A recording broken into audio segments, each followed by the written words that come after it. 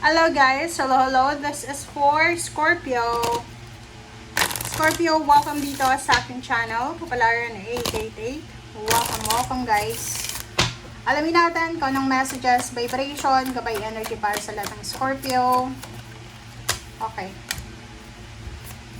Scorpio. OMG. Scorpio. Please comment down below, guys. This is the second half. Of August 2026. So nakikita ko sa iyo dito, maybe you are processing a papers, parang documents. Ano ba to? Legalities, parang ganon. So may pinaglalaban ka. It's either may abogado ka or nakikipaghiwalay ka ba? Divorce ba yan? Legal separation, annulment sa ibang bansa or sa Pilipinas? Sa Pilipinas, walang divorce, guys. Unless na Muslim ka. Okay, Islam. Okay, so, dito sinasabi ng barahan na yon, maybe you are processing the documents para magpakasal, para makipaghiwalay, para kunin yung custody ng anak, or whatsoever man, or meron kang kinasuhan. Okay, so yun ang nakikita natin dito.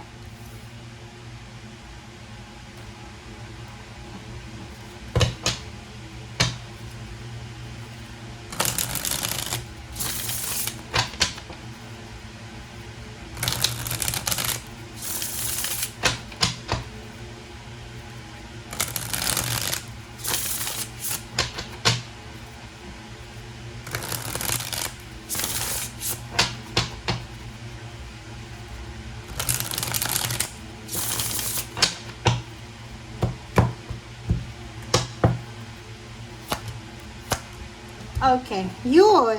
Oh. Sa barahan nito, sinasabi ng baraha sa'yo na yun, posibleng ang iba sa inyo dyan, yung iba pwedeng pagpapakasal, nag-aasikaso ng Senomar or kano pa man birth certificate. Pero yung iba sa inyo dyan, yung inaasikaso nyo is hiwalayan. So, posibleng may mga mag-asawa, magka-relasyon, magka-live-in na posibleng maghihiwalay kayo sa 2 linggong ito or mayroon kayong planong makipaghiwalay, parang gano'n. Okay, next card natin is the Empress and Queen of Wands. So, this one is for sign energy. So, sa nakikita ko sa'yo dito, freedom to eh. So, you are super inspired eh. 'Di ba? Sobrang inspiration eh. Sobrang inspired ka, sobrang confident ka. And nakikita ko sa'yo dito na masaya ka kasi you are free. Free ka sa toxicity, free ka sa kung ano pa man na mga negativity. Okay, next is the Chariot. The Chariot and the Temperance. So, yung dalawang barahang to, so kung gusto mong pumunta ng ibang bansa, this one is travel, relocation, kung may binebenta kang bahay, binebentang lupa, may binebentang sasakyan, or whatsoever plans man na meron ka sa ngayon, kung medyo natatagalan ka na, impatient ka na, kailangan mo daw ng doble-dobleng pasensya sa 2 linggong ito. Kasi may inip ka eh. Okay? Okay, Knight of Pentacles. There's an incoming money para sa'yo na posibleng magbibigay sa'yo ng sobrang saya. So, possible na yun, sweldo, 2 beses na 2 weeks na may perang darating. Kung weekly yung sweldo mo, pwedeng meron din dito offer, job offer na magdadala sa'yo ng parang kaligayahan, okay? From, siguro Capricorn, isang Capricorn ang posibleng mag-offer sa'yo ng trabaho. Pero hindi ka, masaya ka sa offer, pero parang nakikita ko na hindi ka convinced, parang ganun. 6 of Cups and Queen of Cups. 6 of Cups and Queen of Cups. So nakikita ko sa'yo dito, there's a water sign, Pisces, Scorpio, and Cancer from your past na posibleng may encounter mo. So, I don't know kung ano yung connection mo sa taong yan, but sa sinasabi ng baraha, you need to be careful. Kasi sobrang peaceful ng taong ito. Okay? Sobrang peaceful niya.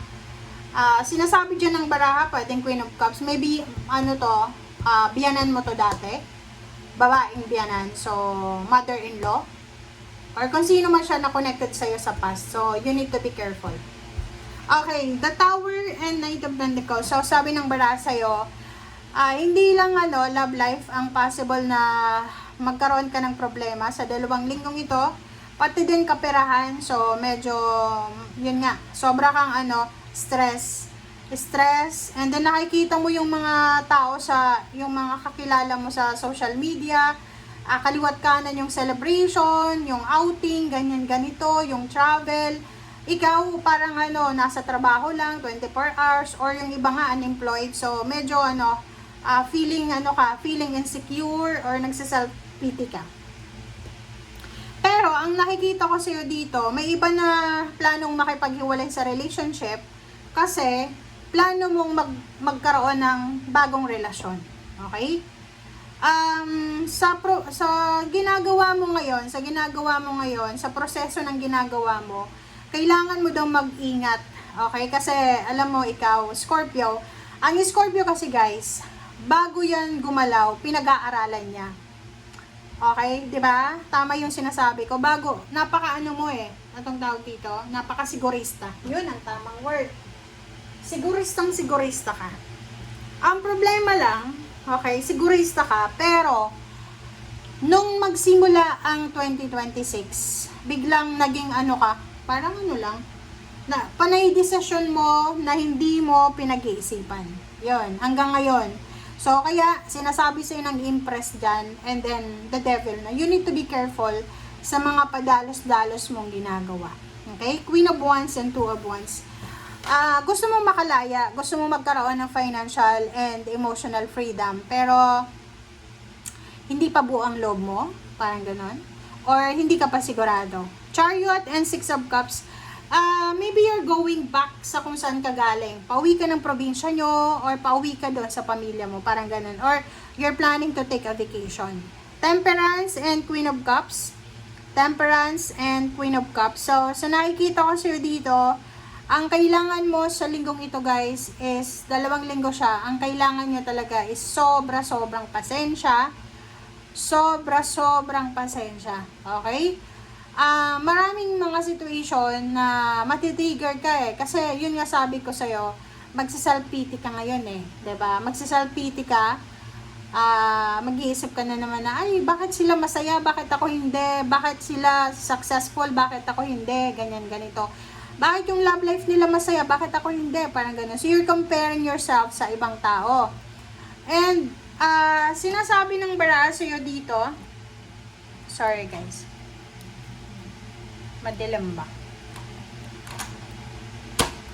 Okay, so sinasabi ng bara sa'yo dito na you need to be careful sa mga sa mga iniisip nyo kasi padalos-dalos na kayo ngayon para na kayong Gemini. Na mabilis yung decision making, and after pagsisisihan or sisisihin yung iba. So yun, you need to be careful guys, okay? So yun guys, ang sinasabi ng bara. Thank you for watching. Bye!